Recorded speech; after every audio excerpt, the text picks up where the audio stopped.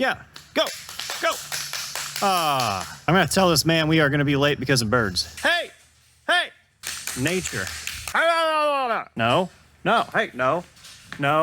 What the? They oriented by the sun. Well, the sun ain't in here. Angry woman with a stick chases birds away. If you poop in this fire truck, we're gonna have words. Welcome back to the channel, welcome back to the garage. Welcome to a very exciting day where a car that I've wanted for a very long time is gonna be joining the rest of these beautiful patina machines. If I sound like the Stratman today, it's because I feel like the Stratman. Look at what's going on in here. There's so many cars, so many awesome things happening that I can't even keep track. I keep forgetting I have this one in particular. But today, one is gonna be joining that I've been lusting after since I was a kid. Ever since my dad took me to car shows when I was 8 years old, I've wanted a Triumph Spitfire. It's been one of my dream cars. It may not be a Ferrari or a Lamborghini, but it might as well be to me. And today, I think we're gonna pick one up that's gonna fit right in with all these others.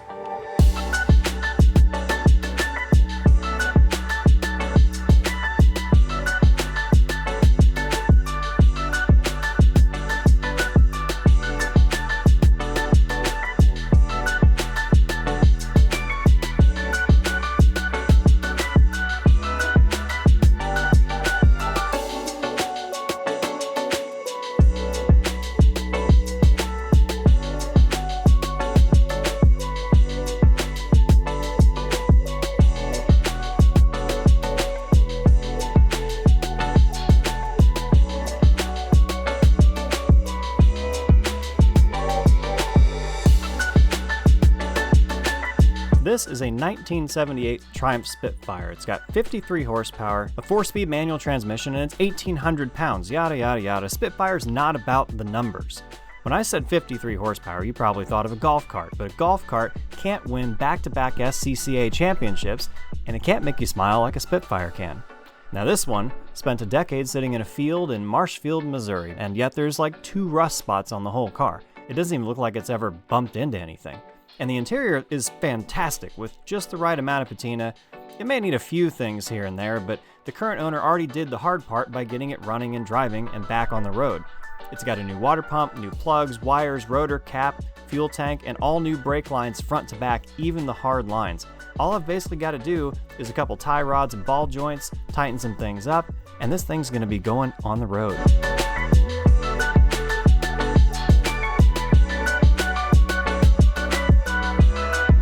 Also, you want to talk about nerve-wracking, think about moving this Triumph next to this massive boat. This boat is worth like more than my entire life combined, and if I put a hole in the side of this thing, needless to say, I'm not leaving with a Triumph, I'm also not leaving with my dignity. I think the boat makes him nervous. But I was able to finesse it out of there, and just in time too, because as it turns out, the trailer had a taillight out, which meant we were racing the sun to get home, and it's a good thing we were, as you'll see later on.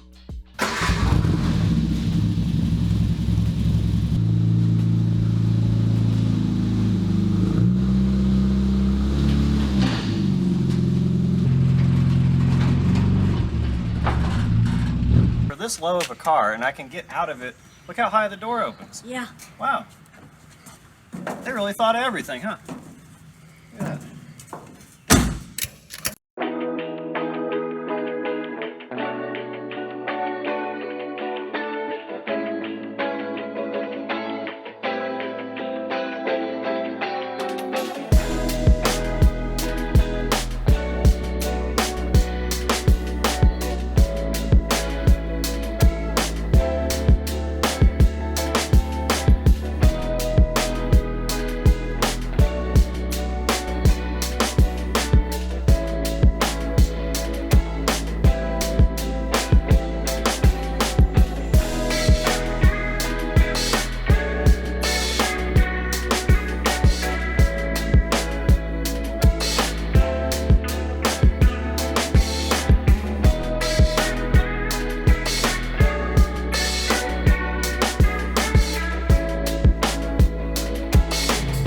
Supposed to be taking Katie to food, but there's a Corvette, which is nice, and Phoenix Yellow E46 M3. What do you think about that color, Katie? That is just vomit. Really? Ugh. Oh man. Know what else I hate? What's that? Not having food.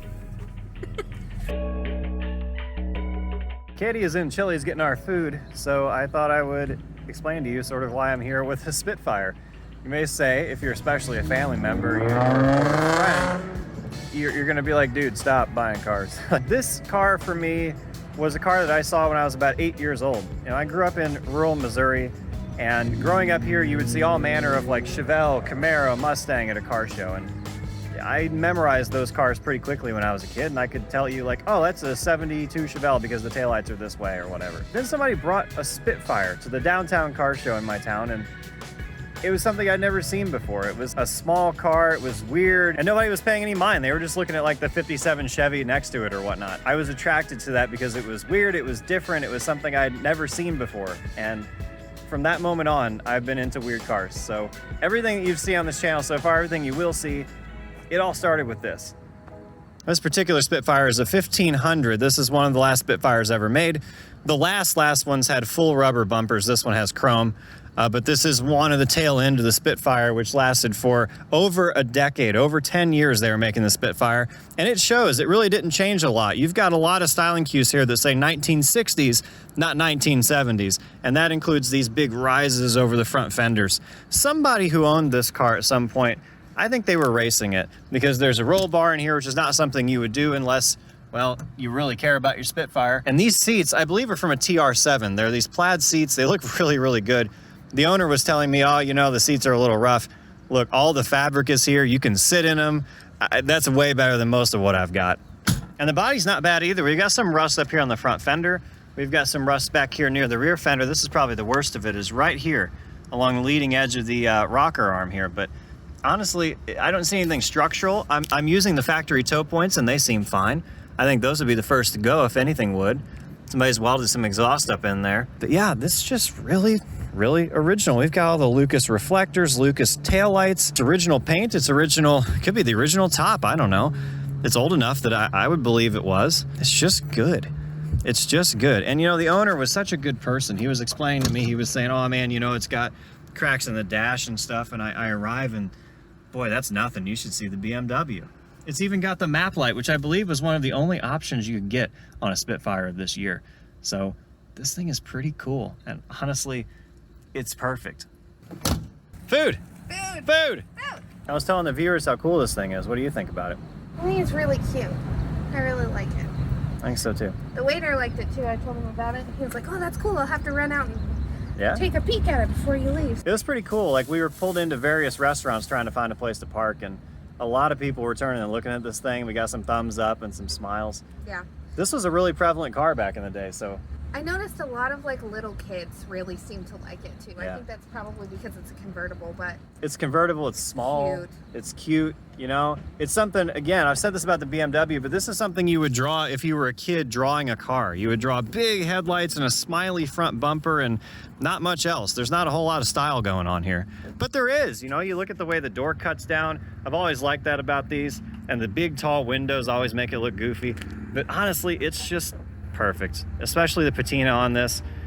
He said, are you gonna paint it? And I said, no.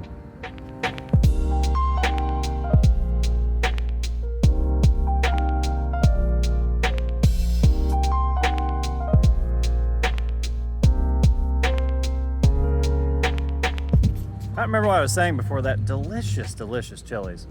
But I think it was something along the lines of this car started my entire addiction to weird cars you don't see every day. If you're from England or somewhere in Europe, you probably see them all the time. Heck, I used to see them all the time here in the Midwest a couple years ago, but lately I haven't seen any of them. This is the first one I've seen in like 3 years.